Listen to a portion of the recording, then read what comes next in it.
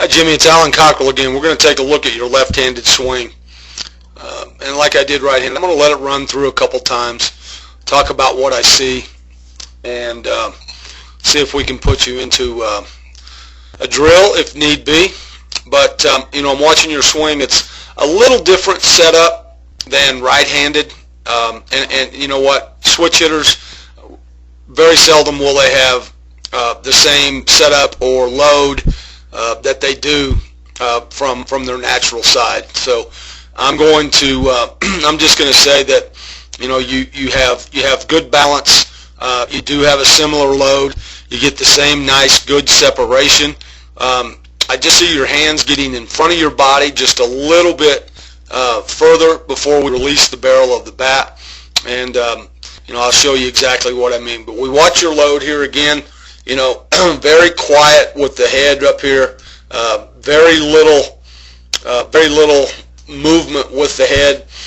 Again, like I said, you have the same leg kick and everything. And one of the things that can happen, one of the flaws that can take place with a leg kick is that this back knee, it sways outside this back foot, and you do a very good job of keeping this knee inside this foot. And basically what that tells me is you're loading into the backside as opposed to loading on top of the back leg or over the top. So you're doing a good job of keeping yourself in a good attacking athletic position. Okay, I'm going to run it forward, and again we'll just take it right to toe touch, and we'll take a look at some of the things that we see there. Here we are at toe touch again. You have good equal bend in both knees. Your knees are athletic. You have pretty good hip line right here, maybe a tad bit open. Shoulders again are very squared up to home plate, parallel. The hands are in a great position. Shoulder height and back over the backside. Now, this is where I see a little bit of a difference. And again, I think this could lead to what I was talking about with how you release your bat through contact and where your extension goes. Right here, I don't see the head in that same attacking position that I saw it from your right-handed swing. I see your head sitting back on your back leg just a little bit more. The tendency from here is to want to spin. This back knee will work out and around this front leg, which in turn is going to cause the barrel to come across and finish our swing very abruptly and not quite get the same type of extension that you got right-handed. Basically, I think this is all going to be due to the fact that your head is sitting more on the back leg than it was right-handed. Okay, so I'm going to go forward. We're going to take a look at that. Okay, I see first move is with the backside is more outside with this knee. Okay, if we watched your right-handed swing, this heel stays planted until you get to that connected point where your hand, elbow, and back heel are all in alignment, that connection. But right here I see this knee starting to work outside. We'll go forward and see how the back knee has come around the front leg. At this particular point, right-handed, you were more on the inside part of your foot as opposed to on the ball of your foot and spinning. So that's going to take our hands, that's going to cast them out away from our body just a little bit more than we want it to.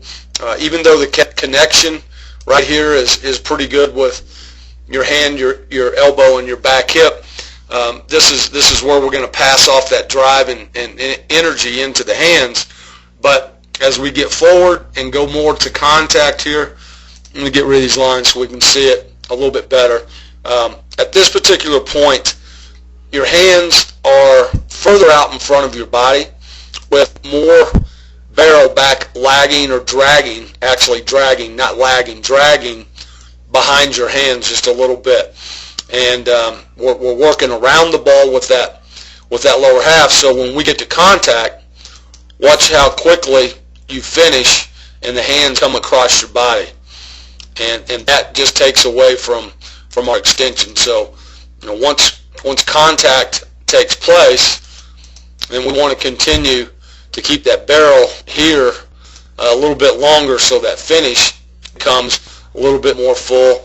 And that just tells me that everything that you've done from the ground up with your lower half is all in a pretty good position to be able to let those hands work freely to the baseball and also finish through the baseball. Okay, so left-handed, I think my suggestions for you would be probably to practice it a little bit more. I'm thinking that your right-handed side is your natural side, and just practice getting into, and even take this piece of video with you, and left-handed, just practice getting into that hitting position where when the toe touches right here, when the toe lands, we just make sure that we're transferring and driving into that front side. And it's going to be tough with the head back here. We need to have that head out here more over the belt buckle. Okay, I can take your nose down to there, but your head is just sitting on your backside a little bit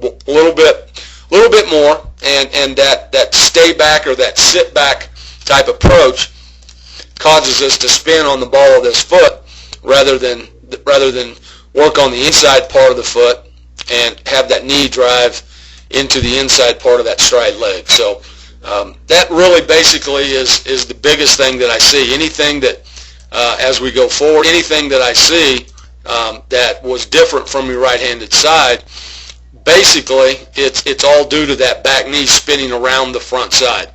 And we want to work that transfer into the front leg. And if our knee goes outside the front leg the first few frames, then everything is going to work out and around the ball, and mainly the hand. So just lengthens our swing. My suggestion, Jimmy, I think I would just have you, let's get to this position, let's check, let's make sure that we're in a good attacking position, okay?